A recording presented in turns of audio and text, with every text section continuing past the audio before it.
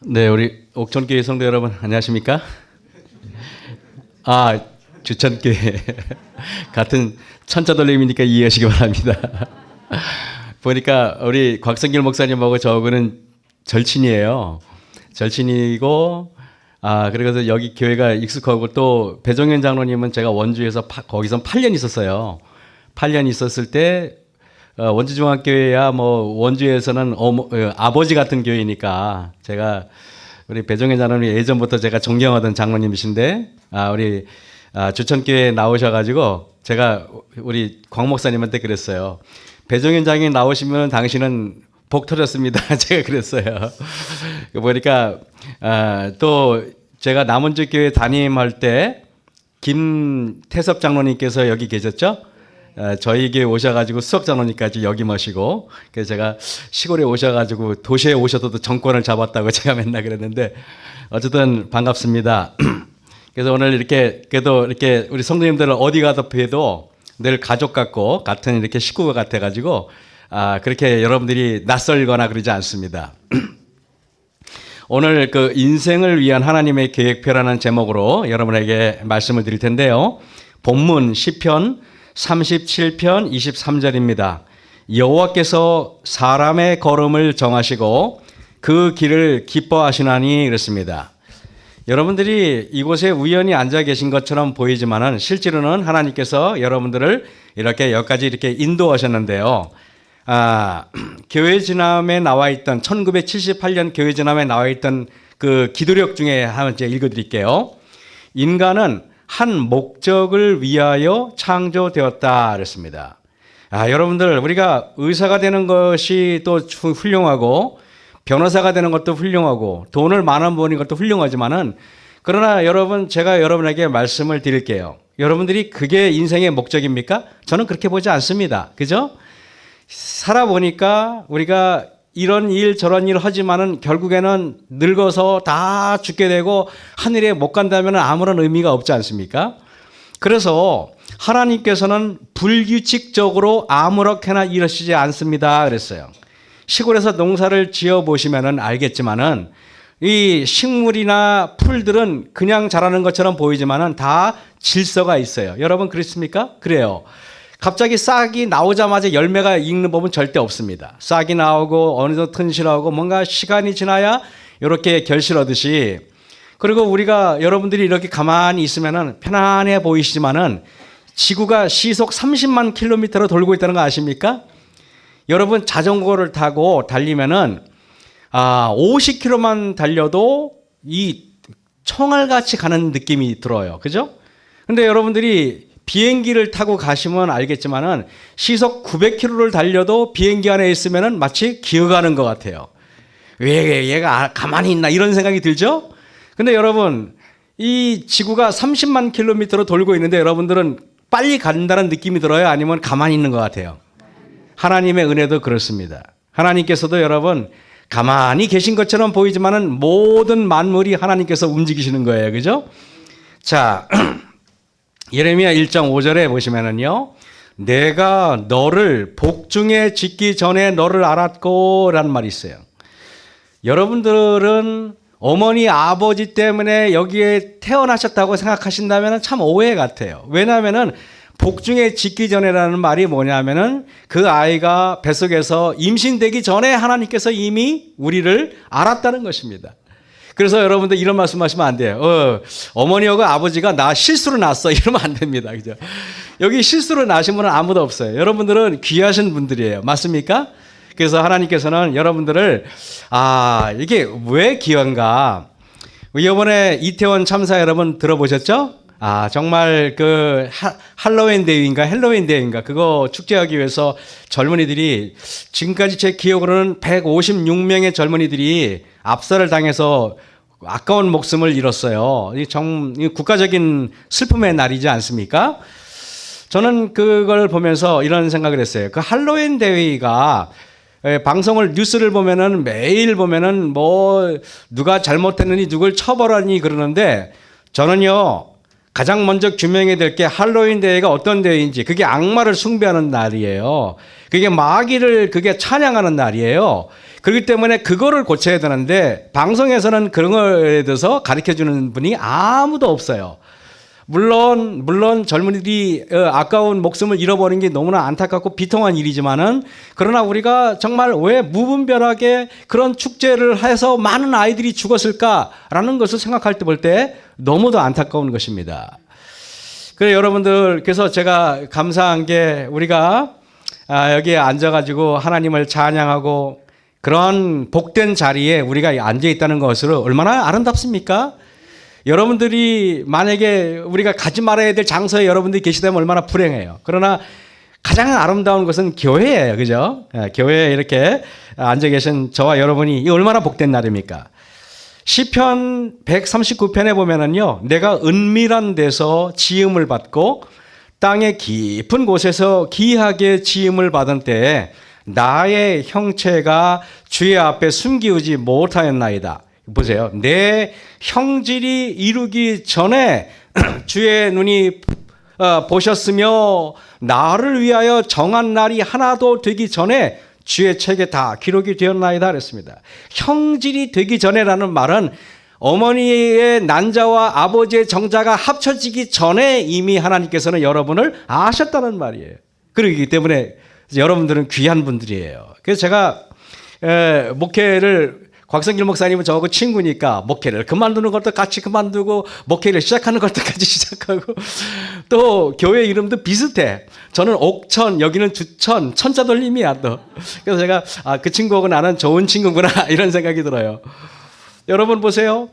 우리가 이렇게 하나님이 이렇게 우리를 이렇게 구별해서 이렇게 하나님의 종으로 삼고 또 하나님의 이렇게 성도로 삼는 것은 얼마나 복된 건지 모르겠습니다. 그런데 여러분, 누가복음 23장에 한번 보시기 바랍니다. 여기에 보니까 8절에 보니까 헤롯이 예수를 보고 심히 기뻐하니 이는 그의 소문을 들었으므로 보고자 한지 오래였고 또한 무엇이나 아직 행하심을 볼까 바랐던 연고더라. 여러 말로 물으나 아무 말도 대답지 아니하시니 했습니다. 여러분 이걸 보면서 이상하다라는 생각이 들 겁니다. 빌라도가 예수님을 신문할 때, 빌라도가 예수님한테 이런 질문 저런 질문을 할 때, 여러분 빌라도의 질문할 때 예수님께서 어떻게 하셨습니까? 대답해 주셨어요. 친절하게. 그죠? 근데 헤롯이 말할 때는 아무 말씀도 하지 않았어요. 저는 성경을 보면서 이게 참 특이하다 생각했어요. 왜 이랬을까를 보면은요, 먼저 마태복음 14장에 그 헤롯이 침례 요한에게 무슨 짓을 했는지를 먼저 보아야 할 필요가 있습니다. 마태복음 14장 3절 4절 보면은 전에 헤롯이 그 동생 빌립의 아내 헤로디아의 일로 요한을 잡아 결박하여 옥에 가두었으니 이는 요한이 헤롯에게 말하되 당신이 그 여자를 취한 것이 옳지 않다 하였음이라 그랬습니다. 헤롯은 매우 악한 사람이에요. 그래가지고 동생 부인을 자기가 취한 것입니다. 이것은 여러분 있을 수 없는 일 아니겠습니까? 그러니 침례 요한이 그걸 가리켜 당신은 말이야 부도덕한 사람이다, 당신은 잘못했다 이렇게 지적을 했습니다. 그랬더니 여러분 헤롯이 그 바른 말하는 침례 요한을 붙잡아 간 것입니다. 그래가지고 옥에 가둬버렸어요. 마태복음 14장 5절입니다. 헤롯이 요한을 죽이려 하되 민중이 저를 선지자로 여김으로 민중을 두려워하더니, 여러분 헤롯이 요한을 죽이려 한 건 뭐냐면 그만큼 분노가 많은 것입니다. 근데 겁이 나. 왜? 침례 요한은 사람들로부터 인기 있는 사람이에요. 사람들로부터 지지를 받는 사람입니다. 그러니까 함부로 못 죽이고, 또 선지자니까 하나님의 선지자를 건들면 됩니까 여러분? 안 돼요. 그래서 제가 여러분 이런 말씀 드릴게요. 우리가 넘지 말아야 될 선이 있어요. 넘지 말아야 될 선이. 제가 여러분에게 이런 얘기 할게요. 어떤 데 보면은 이제 이렇게 목회하다 보면은 제가 목회하다 보면은 예를 들면은 합회한테 건축 헌금을 지원받으려고 그러는데 합회가 지원을 안 해주려고 그래. 그러면은 이제 속상하니까 장로님들도 그렇게 말씀하셨겠지만은 그럼 우리 합회로 11조를 올려보내지 맙시다 이렇게 말씀할 때가 있어요 없어요? 있어요. 그러면 제가 이런 얘기를 해요. 장로님 그 얘기는 절대 하시면 안 됩니다. 제가 여러분 이런 말 할게요. 건들지 말아야 될 게 있어요. 성물이라는 게 있어요. 뭔 말인지 알겠습니까? 함부로 손대지 말아야 될 게 있어요. 그래서 우리 성도들이 아무리 우리가 교회 다녀도 이런 건 조심하셔야 돼요. 감히 연합회를 비난한다든가 감히 합회를 비난한다든가 감히 대청회를 비난한다든가 하는 상부기관 하나님의 조직을 감히 내가 입에 올려가지고 함부로 논의하는 것은 매우 위험한 일입니다. 그런데 여러분 감히 선지자를 감히 헤롯이 손을 대요. 근데 마태복음 14장에 근데 이렇게 겁나서 손을 안 대는데 근데 희한하게 사단은요 헤롯에게 손을 대게 만들어요. 이게 보세요. 이게 우연이 아니에요. 마침 헤롯이 생일을 맞이하여 헤로디아의 딸이 춤을 춰요. 그러니까 헤롯이 막 기분이 좋아가지고 야 네가 뭐든지 말해봐. 내가 다 들어줄게. 이렇게 이야기를 합니다. 그랬더니 여러분 그가 엄마가 뭐라고 그래? 엄마 뭘 원할까? 그랬더니 엄마가 이래요. 침례 요한의 머리를 소반에 담아 여기서 내게 주소서. 이렇게 요구합니다. 여러분 이거 아세요? 나는 화를 내고 싶지 않은데 사단이 자꾸 나한테 화를 낼 수 있는 분위기를 만들어가는 겁니다. 여러분 아까 보셨잖아요. 헤롯도 침례 요한의 목을 자르는 걸 원치 않아요. 그래 안 그래요? 그런데 여러분 우연히 헤롯의 딸이 춤을 춥니다. 춤을 추니까 막 자기가 막 그냥 그 경고망동을 합니다. 그래 네가 원하는 거 다 말해줘. 그랬더니 다 들어줄게. 여러분 그랬더니 헤로디아가 자기 딸한테 말하기를 야 가서 아빠한테 가서 침례 요한의 목을 잘라달라 그래. 여러분 우리는 이걸 알아야 됩니다. 내가 가끔 화내고 싶지 않아요. 나는 합회를 욕하고 싶지 않아요. 나는요 하나님 말씀대로 살고 싶어요. 근데 이런저런 환경이 나를요 화내게 만들어요. 나를 그렇게 막 참남되게 만들려고 그래요. 그것은 여러분들이 아셔야 돼요. 내가 여러분께서 에베소서 6장에 그런 말이 있죠. 우리의 싸움은 혈과 육에 대한 것이 아니요 하나님의 여러분 영의 악한 영들의 그런 활동인 거예요. 그래서 성경 요한복음을 보면 그런 말씀이 있어요. 뭐라고 돼 있는지 아십니까? 가론 유다의 마음에 예수를 팔려는 생각을 넣었더니 라고 아마 요한복음 13장 1절인가 나올 겁니다, 여러분. 제가 여러분에게 이렇게 얘기해요.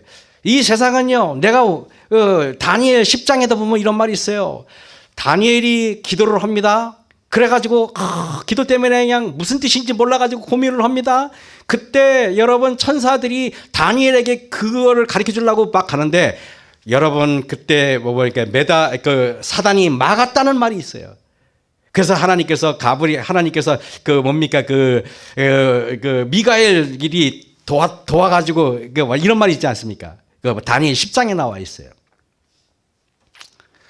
그래서 우리는 항상 여러분 뭔가 이상한 일이 벌어지잖아요. 그러면 이것이 상대방이 굉장히 막 화를 내거나 나의 분노를 돋군다면은 저 사람이 하는 일이 아니구나. 저 사람 뒤에서 뭔가 사단이 조절하는구나. 이렇게 보시면 정확합니다. 여러분 정확해요. 마태복음 14장 9절에 10절입니다. 왕이 근심하나 그랬습니다. 왜요? 왕이 근심해요. 근데요, 자기가 내뱉은 말이 있어요. 자기의 체면과 그리고 양심과 지금 싸우고 있어요. 여러분, 제가 여러분에게 이런 말씀 드릴게요. 우리가 항상 범죄할 때는요, 그 체면 때문에 우리가 범죄하는 경우가 쉬워요. 그 체면 때문에 내가 위선에 사로잡히고 그 체면 때문에 내가 다른 사람한테 하지 말아야 될 말을 할 때가 있다는 것입니다. 그래서 우리는요 항상 왕이 근심하나. 뭐에 근심합니까? 내가 내뱉은 말 그 체면 때문에. 그러나 여러분 양심이 이건 아니야 라고 말합니다. 둘이 충돌하고 싸우고 있어요. 근심하나 자기의 맹세한 것과 그 함께 앉은 사람들이 인하여 주라 명하고 사람을 보내어 요한을 옥에 세워 목베어 그랬습니다. 여러분 여기서 헤롯이 근심한다는 말이 뭐냐? 그때까지 아직까지도 성령께서 그의 마음을 움직인다는 말이에요. 그런데 여러분, 그렇게 성령이 전혀 없어질 때, 성령께서 완전히 그 사람을 떠날 때는 근심도 오지 않아요. 제가 여러분에게 이런 얘기를 할게요. 제가 어느 교회 전도회를 갔더니요. 어느 교회 전도회 갔더니 어떤 분이, 내가 직분도 말하지 않겠어요. 어떤 분이 맨 앞에 앉아 계신데 교회 오래되신 분이에요. 근데요, 설교할 때 딱 팔짱을 이렇게 끼고 뒤로 딱 버티고 다리를 딱 꼬고 앉아가지고 설교를 듣고 있어요. 여러분, 그분은 교회에 수십 년 다니신 분이에요. 제가 여러분에게 이런 말씀 드릴게요. 그분은요, 이미 성령께서 완전히 떠난 사람이에요. 하나님의 말씀에 대한 경외감이 전혀 없어요. 수십 년 교회를 다녀도 하나님의 말씀에 대해서 겸허하지 못하고 하나님의 말씀에 대해서 겸손하지 못한 사람은 성령이 떠난 사람이에요. 어쩌면은 세상에요, 하나님 믿은 지 한 달밖에 안 된 사람도 교회 오면 두려워서 다소곳하고 앉아 있는 거예요. 그건 오래 다녔는데 그렇게 하다는 건 뭐냐면 완전히 그 사람은 성령이 떠난 사람이에요. 그래서 제가 이런 얘기 드릴게요. 오래 신앙했는데요, 나이가 젊은 전도사님한테 어이 전도사 이러지 마십시오, 여러분. 하나님의 그 사람이 대단해서가 아니라 하나님의 종이기 때문에 그렇게 함부로 해서는 안 되는 것입니다. 때로는 우리는 참남되게 이렇게 하나님의 이렇게 뭐랄까요, 성령께서 임할 때 왜 그 사람에는 다리를 꼭 그렇게 앉아 있을까요? 그의 마음에는요, 하나님을 경외하는 마음이 조금도 없는 것입니다. 그래서 실물교훈에 그런 말이 있어요. 우리가 의롭다는 갑주에 쌓여 있는 사람들, 내가 신앙을 40년 했네, 50년 했네, 내가 안식일을 이렇게 지켜왔네 라는 나의 그 의로움이, 여러분, 하나님께서 성령께서 던지는 날카로운 그 검이 그의 그 의롭다는 갑주를 뚫을 수가 없다 그랬어요.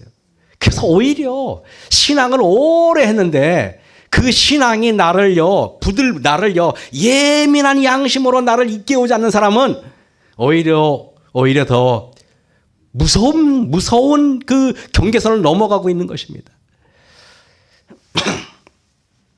헤롯이 근심하는데, 그런데 여러분, 그게 마지막 자비 같아요. 그런데 나중에는 결정을 그래, 침례 요한을 데려다가 죽여! 라는 말이 떨어졌을 때 이미 그는 뭔지 아십니까? 영원한 은혜의 경계선을 넘어버린 것입니다. 그는요, 영원한, 여러분, 넘지 말아야 될 선, 생명과 죽음의 사망의 골짜기로 넘어가 버린 거예요. 그는 귀중한 인생의 시간을 술 마시고 방탕함으로 인하여 인내력과 자제력을 상실해 버림으로 은혜의 시간을 영원히 놓쳐버렸어요. 여러분, 그때 예수님께서 침례 헤롯 앞에 불려왔습니다. 그때 헤롯이 말합니다. 내가 정말 그리스도냐? 내가 정말 메시아야? 그러면 한번 이적을 한번 해봐. 그럼 내가 믿을게. 너 정말 이스라엘 왕이야? 너 구원자야? 그런데 예수님께서는요, 단 한마디도 대답하지 않아요. 이유는 뭔지 아십니까?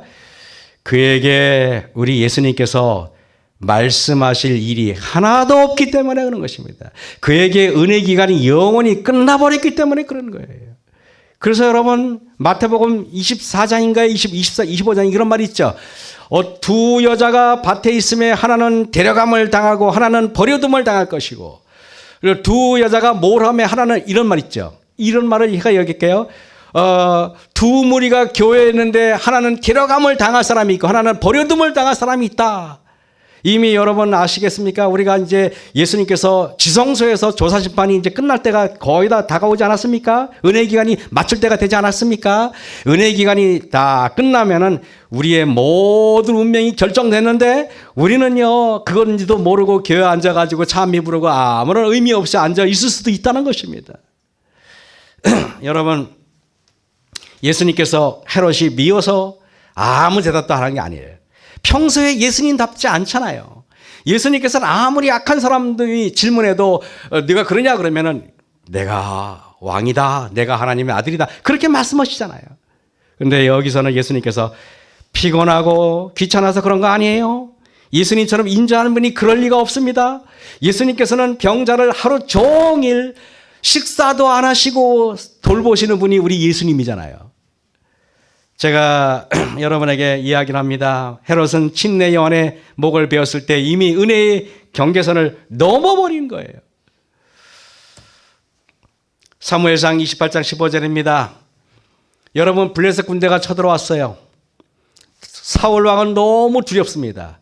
평소에는요, 자기가 사무엘 선지자를 의지했는지를 모르는데 사무엘 아버지 같은 사무엘 선지자가 죽어버리니까 여러분, 두려움이 왔을 때 두려움을 논의할 사람이 없는 거예요.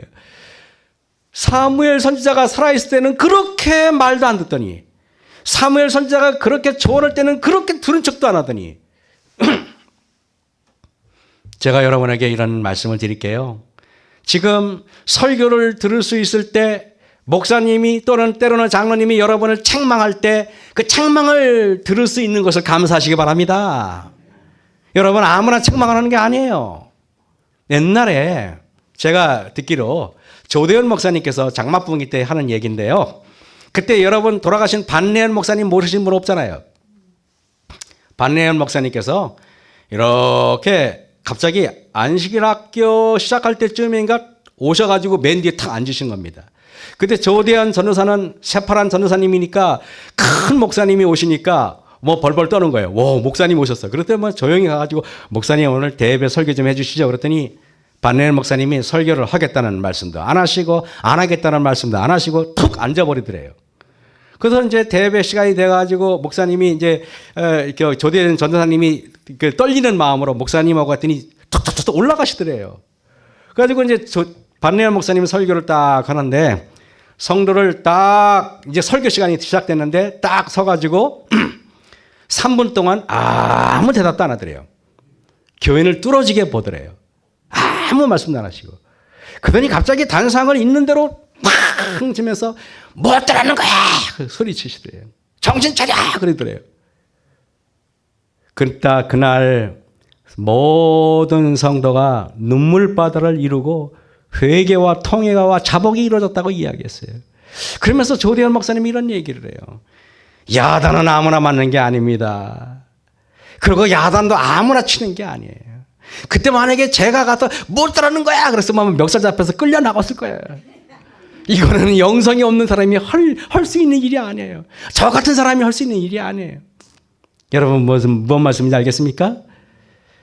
그래서 여러분 또 야단도 여러분 책망을 받아도 책망을 받고 끄떡끄떡하는 성도는 복된 성도예요.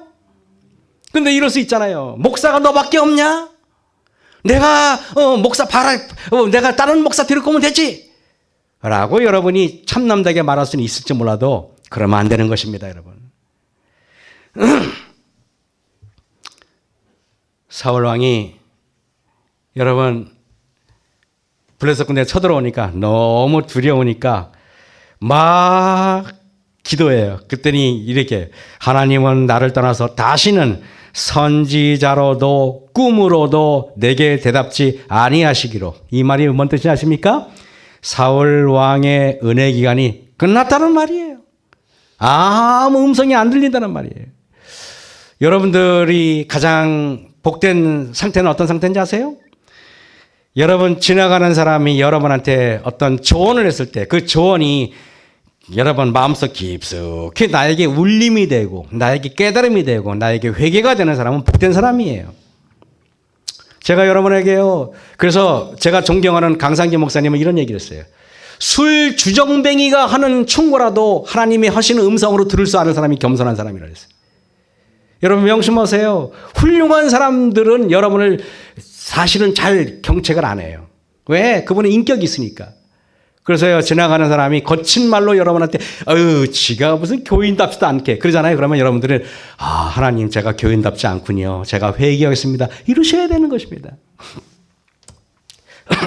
사울왕에게 선자로도 꿈으로도 아무 대답이, 말씀이 없었던 것과 헤롯에게 아무 대답이 없었던 이유는 계속되는 성령의 호소를 외면하다가 이제는 도무지 개선의 여지가 없는 굳은 마음의 상태가 되어버렸기 때문에 인생 중에 불쌍한 인생이 하나님의 음성을 듣지 못하는 인생이에요. 그는 자신의 운명이 이미 끝나버렸다는 것조차 몰랐어요. 거만하게 침례 요한의 운명을 자기가 주관한다고 믿었죠. 헤롯은 여러분 헤롯이 딱 보좌에 앉아가지고 자기 말 한마디는 침례 요한이 말 한마디로 끝날 줄 알았어요. 그러나 명심하세요. 여러분, 자기가 대단한 것처럼 느끼지만 자기는 아무것도 아닌 사람이에요. 나중에는 헤롯 왕이 여러분 충으로 죽나요? 비참하게 죽지 않습니까? 그래서 예레미야 1장 5절에 내가 너를 복중에 짓기 전에 너를 알았고 내가 태에서 나오기 전에 너를 구별하였고 너를 열방의 선자로 세웠나오라 그랬습니다. 예수님께서요 이런 말을 해요. 그러면은 제가 여러분에게 있어요. 하나님께서 우리를 위해서 어떤 목적과 계획이 있다면은 그 목적과 계획을 내가 어떻게 알 수 있지? 하는 것이 여러분의 아마 질문일 겁니다. 맞죠? 그죠? 그런데 요한복음 6장에 내가 하늘에서 내려온 것은 내 뜻을 행하려 함이 아니요 나를 보내신 이의 뜻을 행하려 함이라 했습니다. 여기 앉아 계신 여러분과 저도 여러분도 내 뜻대로 살려고 하지 않고 여러분들도 하나님 뜻대로 살기를 원하십니까? 예, 그래요. 우리 주천교회 성도님들 표정 보니까 아멘 하실 만해요. 제가 볼 땐 훌륭한 교회라고 저는 생각을 합니다. 그런데요, 여러분, 예수님께서 늘 기도해요. 하나님, 제 뜻대로 말고 하나님 뜻대로 하옵소서 그랬잖아요. 근데 히브리서 10장 7절에 이런 말이 있어요. 이에 내가 말하기를 하나님이여 보시옵소서 두루마기 책에 나를 가리켜 기록한 것과 같이 하나님의 뜻을 행하려 왔나이다 그랬습니다. 예수님께서 무엇을 해야 할지 하나님의 뜻이 거기에 적혀 있다는 것입니다. 예수님께서 무엇을 이루어야 할지 하나님의 뜻이 분명히 적혀 있는 것이 어디 적혀 있다고요? 구약 성경에 적혀 있다는 말입니다. 구약 성경에. 그러면 여러분 구약 성경에 뭐라고 적혀 있는지 잠깐 볼까요? 이사야 53장 4절에 그는 실로 우리의 질고를 지고 우리의 슬픔을 당하였거늘 우리는 생각하기를 그는 징벌을 받아서 하나님에게 맞으며 고난을 당한다 하였노라. 예수님께서요 하나님 뜻이 무엇인지 하고 성경을 이렇게 보니까 맞아야 되고 찔려야 되고 심지어는 산자의 땅에서 끊어져야 되고 만약에 여러분들 인생이요 이렇게 여러분이 한 20대밖에 안 되는데 여러분의 인생이 책에 미리 기록되어 있어. 근데 여기 이렇게 써 있어. 김모모 모시기야 너는 40몇 살에 암에 걸려가지고 아주 그냥 굉장히 고생하다가 겨우 낫다가 60몇 살에 치매에 걸려가지고 해롱해롱하다가 넌 죽는다. 이렇게 여러분이 기록되면은 그게 여러분의 인생이야. 그게 여러분의 하나의 뜻이야. 그럼 여러분 뭐라고 기도하겠습니까? 하나님, 그거 적혀 있는 거 바꿔주세요. 만약에 암이면 좀 안 아픈 암으로 고쳐주세요. 하나님. 그 값싼 사람도 있다는데 꼭 췌장암이겠습니까? 그리고 하나님, 왜 치매는 또 60살에 걸립니까? 한 85세에 걸리면 안 됩니까? 맨날 그거 고쳐달라고 그럴 것 같아요, 여러분. 그래, 안 그래요? 근데 우리 예수님은요, 그는 실로 우리의 질고를 지고 우리의 슬픔을 당하였거나 그러니까 예수님께서는 하나님, 제가 지겠습니다. 제가 당하겠습니다. 제가 맞겠습니다. 제가 찔리겠습니다. 그러시더라. 그가 찔리면 여러분 그가 예수님이에요. 내가 찔려야 되는구나. 우리의 허물로 인하면 그가 상하면 내가 상해야 되는구나.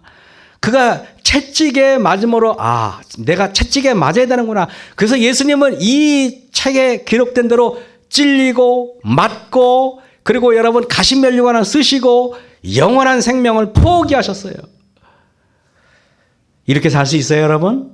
이렇게?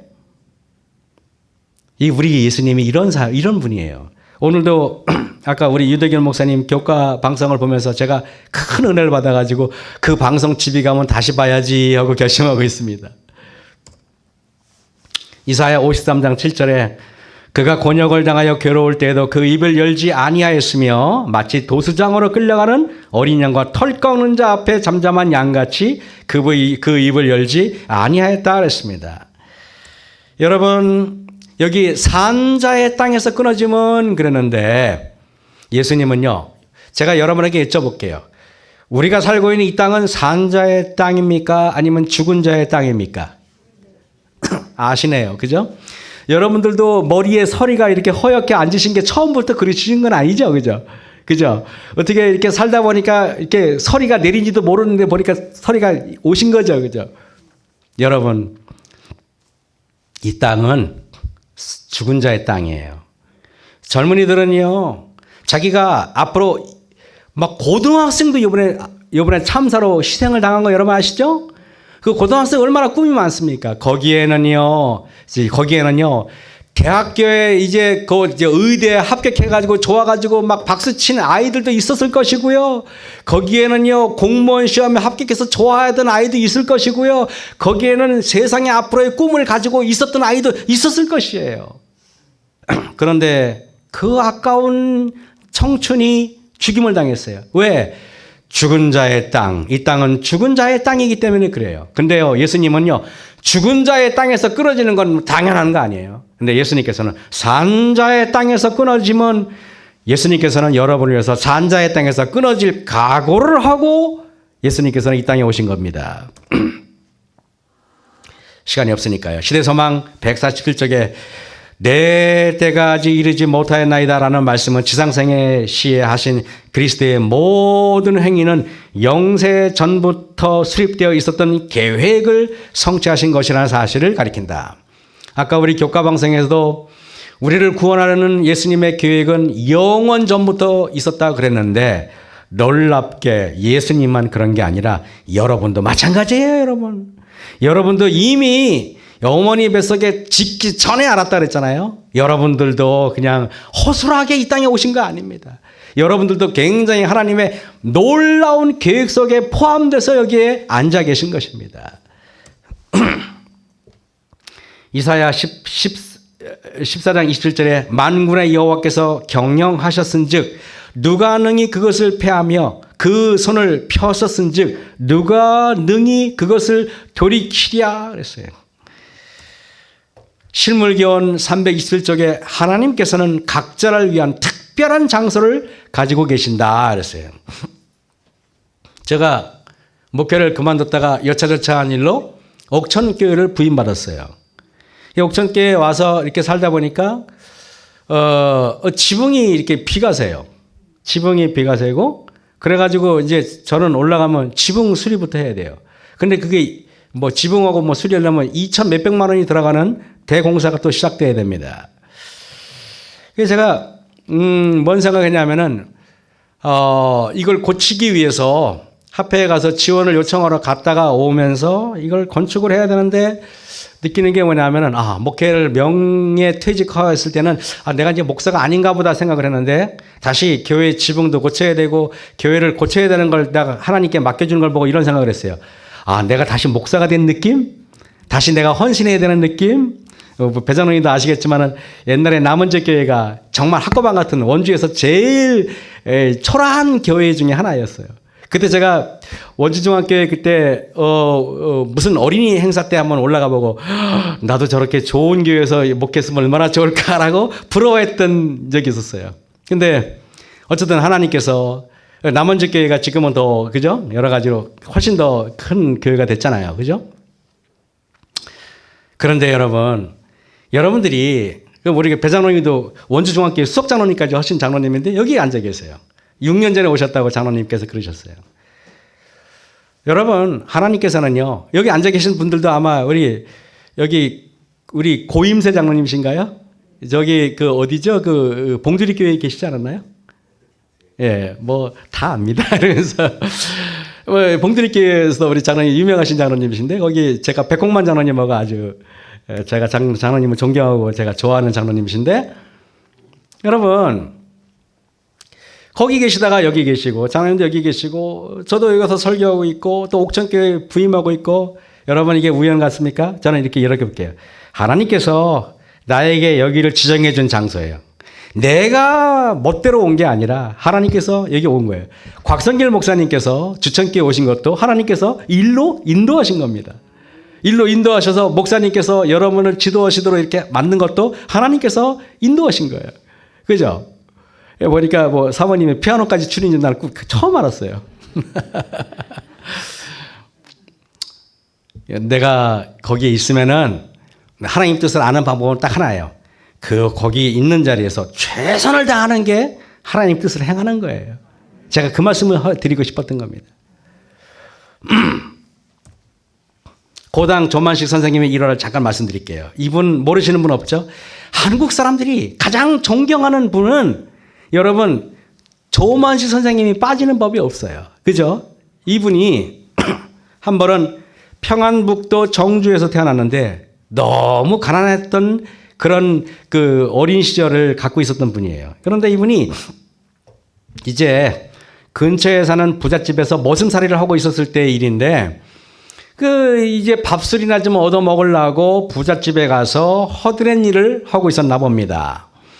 그때 여러분 조만식 선생이 해야 될 일 중에 하나가 조만식 청년이었죠. 우리 그 소년이었죠. 그 주인 마님의 이 요강을 화장실에 들이붓고 그 요강을 깨끗이 씻는 것이 그분의 하나의 일과였습니다. 그런데 어느 날 이렇게 보니까 여러분 아기가 하나 있었는데 이 아기가 왜 밤에 뭐 똥도 싸고 그러지 않겠습니까?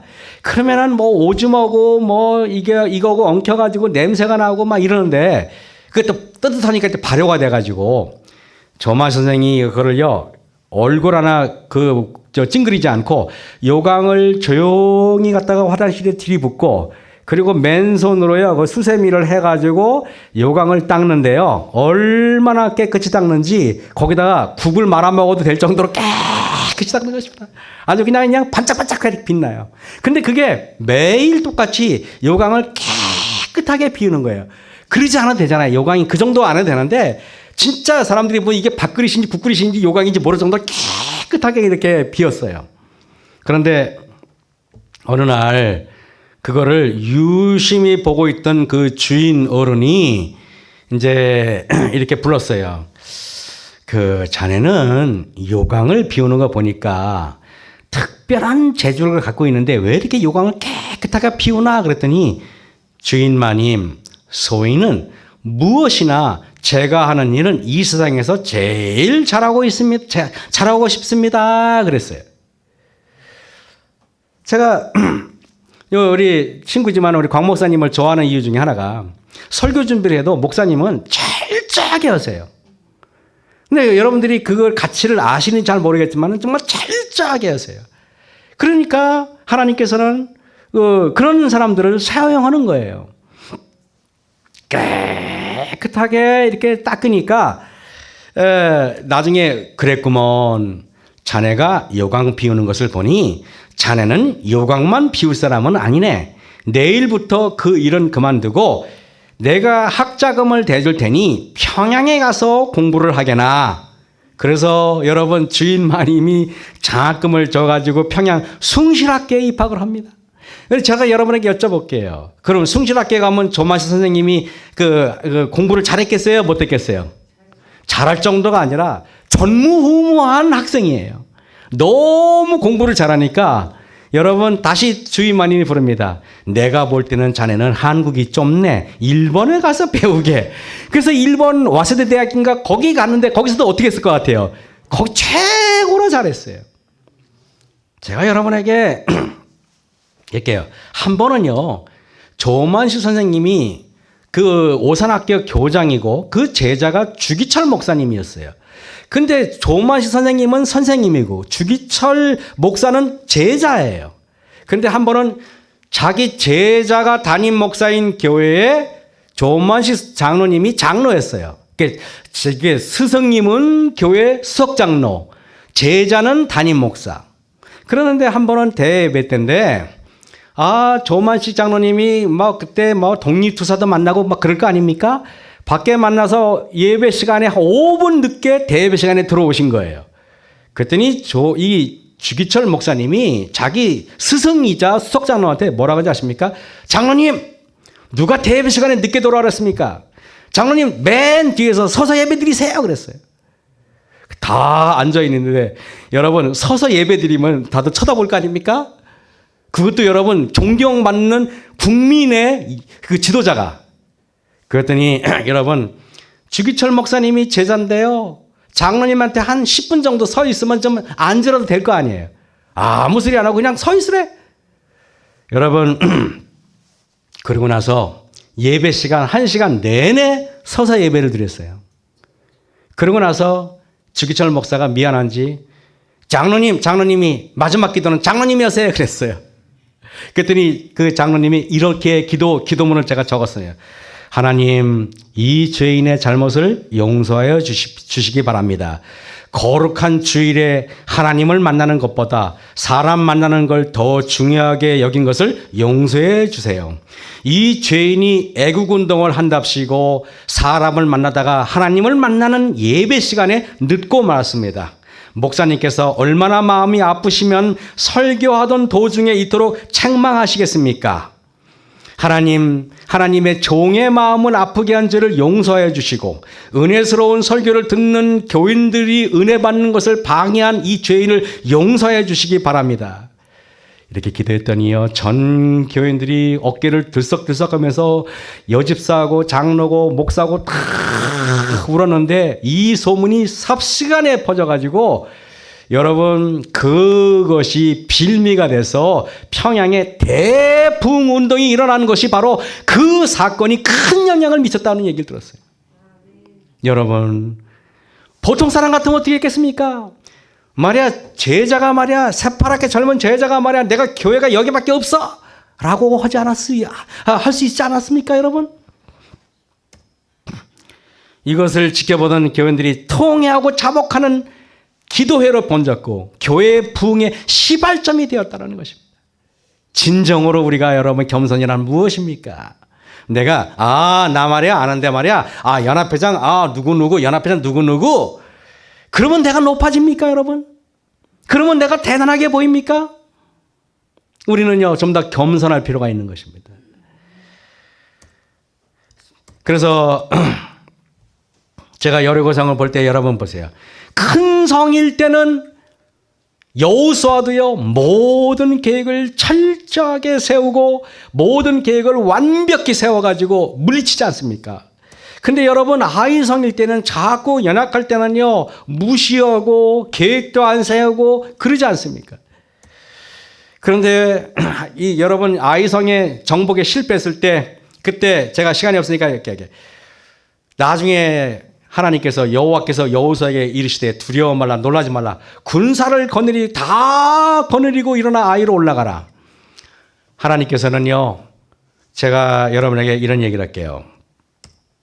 우리가 영적인 싸움을 할 때요 내가 만약에 여러분이 내가 암에 걸렸거나 내가 만약에 인생의 절체절명의 위기 때는 저와 여러분은 기도합니다.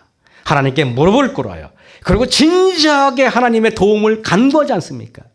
근데 우리가 알지 않습니까? 여러분이 넘어지는 게 울산 바위에 넘어지지 않아요. 여러분이 넘어지고 여러분이 자빠지는 거는 작은 돌뿌리에 넘어지는 겁니다. 그럼 가만히 보세요. 여러분 어떤 사람이 이렇게 말해요. 우리가 그 큰 근육을 만들기 위해서는 작은 근육이 발달돼야 된대요. 그래서 여러분 헬스할 때 무거운 것만 든다고 힘이 생기지 않고 트레이너가 얘기하더니 여러분 작은 아령부터 들어가지고 작은 근육을 만들어야 큰 근육이 힘을 쓴다고 이야기를 해요. 저는 이걸 보면서요 무슨 생각이 드는지 아십니까? 여러분 우리가 시간이 없으니까 제가 할게요.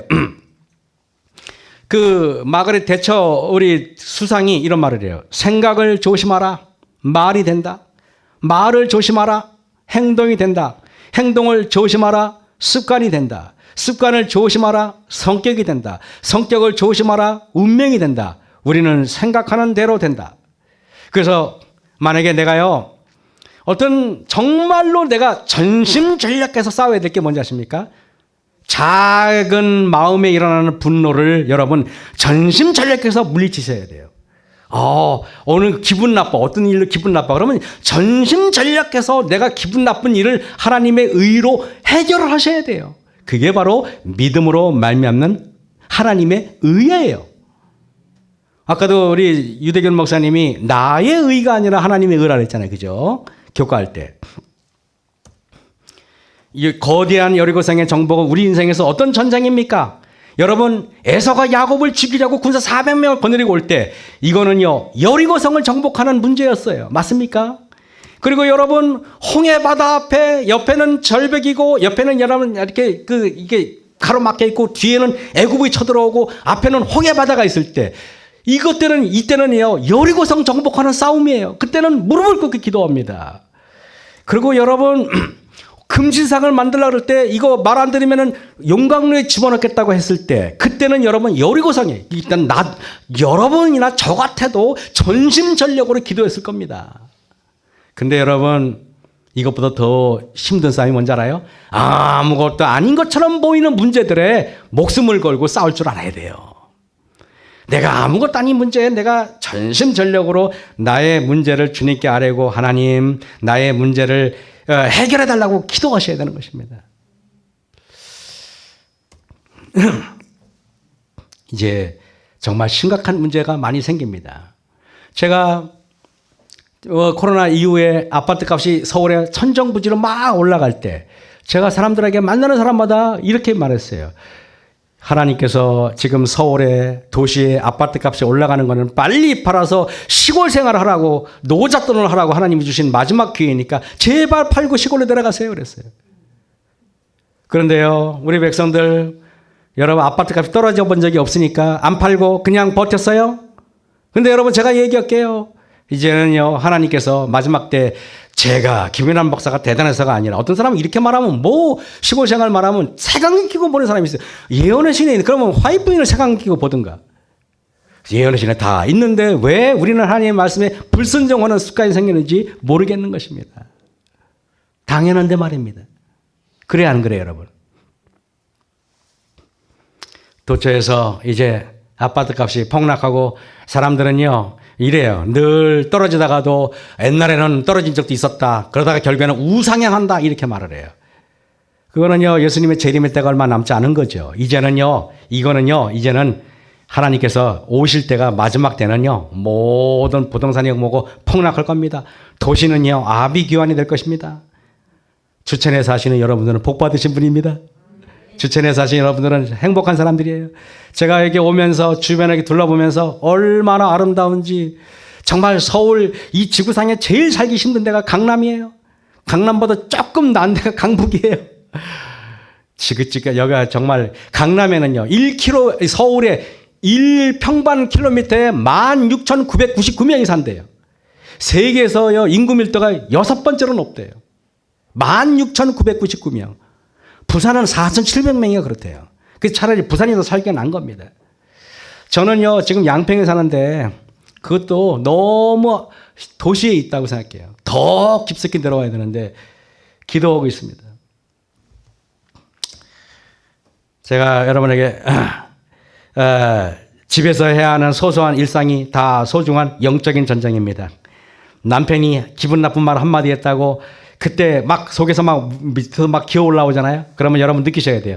항상 제가 말하는 게 뭐냐면 우리는 여러분 심보라고 들어보셨습니까? 심보? 심보가 뭡니까? 여러분 심보 그러면 그냥 피식 웃어. 나쁘다는 뜻이 아니에요. 마음 주머니 뜻이에요. 근데 심보 하면 우리는 여러분 생각할 때는 심보 그러면 고약한 느낌밖에 안 들어. 그죠? 인간의 마음은 악해서 그런 거예요. 원래 심보는 마음 주머니 아니야. 마음 심자 보자기 할 때 보자예요. 그죠? 그런데 여러분 마음은 항상요 문이 위에 하나 있고 밑에 하나 있어요. 이렇게 응? 있는데 위에 문이 열리면은 밑에 문은 닫히고 밑에 문이 열리면은 위에 문은 닫혀요. 이게 두 개가 한꺼번에 열리는 법이 없어요. 근데요 성경을 보면요 모든 악한 것들은 밑에서 위로 올라와요. 계시록 9장에도 보면요 무적인 영계가 밑에서 위로 올라와요. 모든 게 다 그래. 그 엔돌에 신접한 그 무당도 귀신을 이렇게 불러 올릴 때 밑에서 위로 올라가요. 바다에서도 밑에서 위로 올라오고 땅에서도 밑에서 위로 올라와요. 악한 것들은 다 그 모양이에요. 근데 하나님의 성령은 하늘에서 위에서 내려와요. 맞아 안 맞아요? 여러분 그래서요 여러분이 기분 나쁜 일이 있잖아요. 그러면 밑에서 위로 올라와. 그래 안 그래요? 나쁜 거니까. 그러니까 밑에서 위로 올라와. 그러니까 뭐냐면은 야 이게 화가 치밀어 오르네 그래요? 치밀어 내리네 그래요? 치밀어 올라가잖아요. 올라가다 보니까 뚜껑이 열리는 거예요.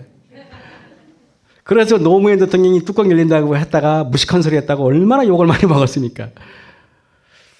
그런데 여러분, 내가 하나님 말씀에 감동을 받으면은 신기하게 위에서부터 밑으로 쫙 내려오는 느낌이에요. 그런 거 느껴보셨어요? 그래서 우리가 감동을 받잖아요. 그러면 눈물이 쭉 내려오는 거예요. 그래서 눈물이 위로 올라가는 법이 없잖아요. 그죠? 근데 희한하게 화나는 건 밑에서 치밀어 올라와. 그죠? 그래서 속에서 꿈틀거리고 올라와. 제가 어떤 게 담임할 때 어떤 안건을 냈더니 어떤 젊은 여집사가 목사님, 그거는 먼저 목사님 같으면 그렇게 안 했을 거예요. 그러는 거예요. 밑에서 뭐가 올라오는 거예요. 나이도 어린 젊은 집사가 보리장물이 없이 담임 목사한테. 이렇게 밑에서 뚜껑이 막 열리려 그러는데 제가 딱 알았어요. 하나님, 밑에서 꿈틀거리고 올라오는 거는 마귀의 음성이죠. 누르겠습니다. 누르는 방법은 아무 말도 하지 마세요. 가만히 예수님을 부르세요. 조용히 가만히 불렀더니 차분해져. 차분해지면서 그러면서 제가 조용히 마음이 차분해질 때 집사님 제가 오늘 안건 올린 거 취소하겠습니다. 집사님 말씀대로 하겠습니다. 그랬어요. 이거 제가 볼게요. If you want to change the world, start off by making your bed. If you make your bed every morning, you will have accomplished the first task of the day. It will give you a small sense of pride, and it will encourage you to do another task, and another, and another. And by the end of the day, that one task completed will have turned into many tasks completed. Making your bed will also reinforce the fact that the little things in life matter. If you can't do the little things right, you'll never be able to do the big things right. And if by chance you have a miserable day, you will come home to a bed that is made. That you made. And a made bed gives you encouragement that tomorrow will be better. To pass SEAL training, there are a series of long swims that must be completed. One is the night swim. Before the swim, the instructors joyfully brief the students on all the species of sharks that inhabit the waters off San Clemente. They assure you, however, that no student has ever been eaten by a shark, at least not that they can remember. But you were also taught that if a shark begins to circle your position, stand your ground. Do not swim away. Do not act afraid. And if the shark, hungry for a midnight snack, darts towards you, then summons up all your strength and punch him in the snout, and he will turn and swim away. There are a lot of sharks in the world. If you hope to complete the swim, you will have to deal with them. So if you want to change the world, don't back down from the sharks. Over a few weeks of difficult training, my SEAL class, which started with 150 men, was down to just 42. There were now 6 boat crews of 7 men each. I was in the boat with the tall guys, but the best boat crew we had was made up of the little guys, the Munchkin crew we call them. No one was over 5'5". The Munchkin boat crew had 1 American Indian, 1 African American, 1 Polish American, 1 Greek American, 1 Italian American, and 2 tough kids from the Midwest. They out-paddled, outran, and outswam all the other boat crews. The big men in the other boat crews would always make good-natured fun of the tiny little flippers the Munchkins put on their tiny little feet prior to every swim. But somehow these little guys, from every corner of the nation and the world, always had the last laugh, swimming faster than everyone and reaching the shore long before the rest of us. SEAL training was a great equalizer. Nothing mattered but your will to succeed, not your color, not your ethnic background, not your education, not your social status. If you want to change the world, measure a person by the size of their heart, not by the size of their flippers. The 9th week of training is referred to as Hell Week. It is 6 days of no sleep, constant physical and mental harassment, and 1 special day at the Mud Flats. The Mud Flats are an area between San Diego and Tijuana where the water runs off and creates the Tijuana Sloughs, a swampy patch of terrain where the mud will engulf you. It is on Wednesday of Hell Week that you paddle down to the Mud Flats and spend the next 15 hours trying to survive the freezing cold, the howling wind, and the incessant pressure to quit from the instructors. As the sun began to set that Wednesday evening, my training class, having committed some egregious infraction of the rules, was ordered into the mud. The instructors told us we could leave the mud if only 5 men would quit. Only 5 men, just 5 men, and we could get out of the oppressive cold. Looking around the mud flat, it was apparent that some students were about to give up. It was still over 8 hours till the sun came up. 8 more hours of bone-chilling cold. The chattering teeth and the shivering moans of the trainees were so loud, it was hard to hear anything. And then one voice began to echo through the night. One voice raised in song. The song was terribly out of tune, but sung with great enthusiasm. One voice became 2, and 2 became 3, and before long, everyone in the class was singing. The instructors threatened us with more time in the mud if we kept up the singing, but the singing persisted. And somehow the mud seemed a little warmer, and the wind a little tamer, and the dawn not so far away. If I have learned anything in my time traveling the world, it is the power of hope. The power of one person, a Washington, a Lincoln, King, Mandela, and even a young girl from Pakistan, Malala. One person can change the world by giving people hope. So if you want to change the world, start each day with a task completed. Find someone to help you through life. Respect everyone. Know that life is not fair and that you will fail often. But if you take some risks, step up when the times are the toughest, face down the bullies, lift up the downtrodden, and never ever give up. If you do these things, the next generation and the generations that follow will live in a world far better than the one we have today. And what started here will indeed have changed the world for the better. 네, 시간이 없으니까요. 제가 다 빼겠습니다. 한 번은 연극을 배우들이 있는데 그 중에 시작한 지 얼마 안 되는 사람이 맡은 역은 딱 하나였어요. 왜냐하면 대사가 있는 거는 아무나 하는 게 아니잖아요. 너는 테이블볼을 씌우는 일이 네가 유일하게 하는 일이다. 여러분 테이블볼을 씌우는 게 그냥 갖다 씌우면 되지. 그 대사도 없고 표정 연기도 없고 그냥 갖다가 씌우면 되는 것입니다. 근데 이 친구가 테이블볼을 그 씌우는 거를 2달 동안을 연습을 하는데 매일 10시간 이상을 테이블볼을 씌우는 걸 하는 거예요. 근데 이 친구가 얼마나 연습을 했는지 2달 되니까 테이블볼을 여기서 슉 하면은 마치 마법의 탄자처럼 쫙 양탄자처럼 가가지고 테이블에 딱 앉는데 각도를 안 틀리고 딱 맞더라는 것입니다. 그랬더니 나중에 연극이 됐습니다. 그랬더니 이제 이 친구가 테이블볼을 그 차례가 됐어요. 그랬더니 어깨에다 테이블볼을 딱 나오는데 연습을 얼마나 많이 했는지 벌써 이미 그게 아우라가 느껴지는 것입니다. 그래가지고 테이블볼을 쫙 하는데 이게 아주 쫙 날아가가지고 테이블에 쫙 아주 그냥 이렇게 구름처럼 딱 앉아 있는데 거기에 있는 관객들이 전부 다 일어나가지고 기립박수를 치고 이 친구는 그거 하나로 일약 그냥 연극계에서 유명한 배우가 돼요. 제가 여러분에게 이런 말씀 드립니다. 헨리 데이비드 소로라는 사람이 사람을 감동시키는 것은 그의 재능이 아니다. 사람들을 감동시키는 것은 가치 있는 것에 대한 그의 태도이다. 바꾸어 말하면 사람의 마음을 얻기 위해 우리에게 필요한 것은 우리의 조건이나 재능이나 환경이 아니야. 여러분 저는요 이제는요 내가 목사기 때문에 나를 존경하는 시대는 이미 지났어요. 내가 합회장이니까 내가 연합회장이니까 내가 어떤 직분을 가지고 있으니까 대통령이니까 존경받는 시대는 이제 끝났어요. 이제는요 아무것도 아닌 총소를 하더라도 감동적으로 감동을 주는 사람이 있어요.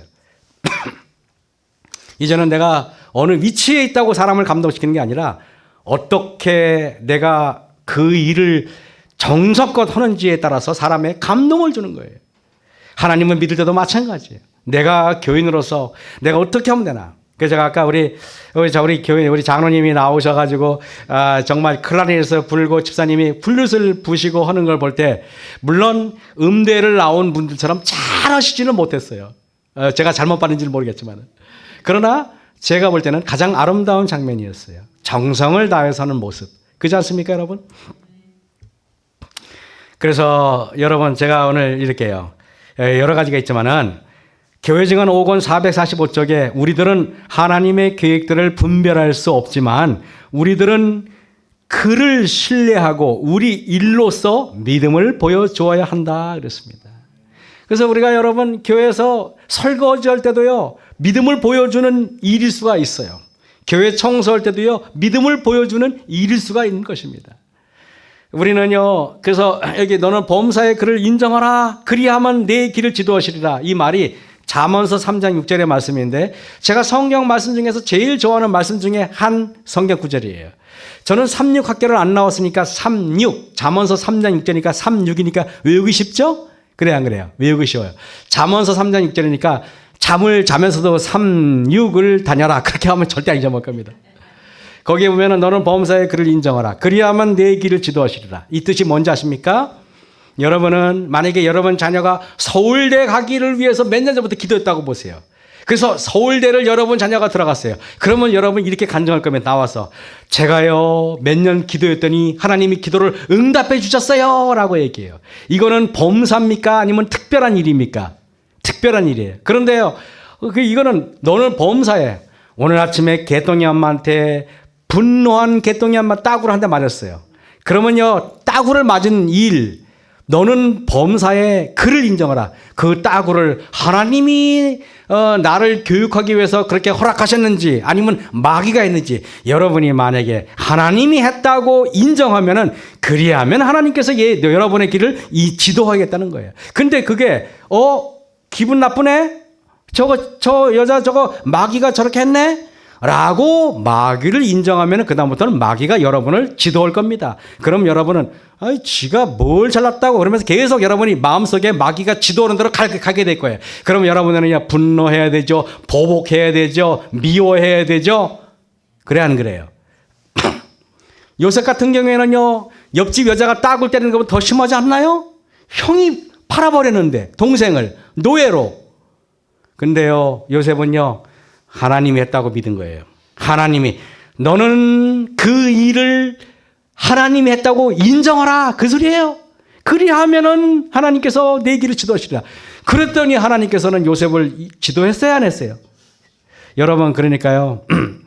여러분이 제가 오늘 나갈 때 여러분한테 심한 일 막 욕을 하면 여러분들은 김 목사가 했다고 보지 말고 하나님께서 시켰구나 그러면 감사하시고 목사님 왼편도 더 때려주세요 그렇게 바랍니다. 그러면은 그다음부터는 하나님께서 여러분을 지도하시겠다는 것입니다. 이거를 우리가 안 되면은요, 그다음부터는 두려울 게 없어요. 내가요, 심지어는 암에 걸려도 감사하고, 내가 병에 걸려도 감사하고, 사업이 망해도 감사하고, 돈이 안 벌려도 감사하고, 그러면은 여러분이, 하나님 오늘, 그래서 여러분이 만약에 사업하다가 망하면은요, 담임 목사님한테, 목사님 너무 신나요. 오늘 폐업 예배 드려주세요. 망했어요. 그래. 왜냐하면은 욥기서에 보니까 주신 분도 하나님이시여 뭐라고요? 취하신 분도 하나님이라 그랬잖아. 그래 안 그래요? 여러분이 그렇게 인정하잖아요? 그러면 하나님이 여러분을 인도해요. 여러분 절대 굶기시지 않아요. 그게 하나님을 믿는 사람의 자세인 것입니다. 여호와를 의뢰하라, 선을 행하라. 여호와를 의뢰하라, 선을 행하란 말이 뭐냐면은 아무리 어려운 일이 있어야 해도 다 하나님께서 그렇게 했다고 믿고 내가 인정을 하면은 그다음부터는 알아서 하나님께서 알아서 하겠다는 거예요. 시간이 없으니까 여러 가지로 요것만 말하고 마칠게요.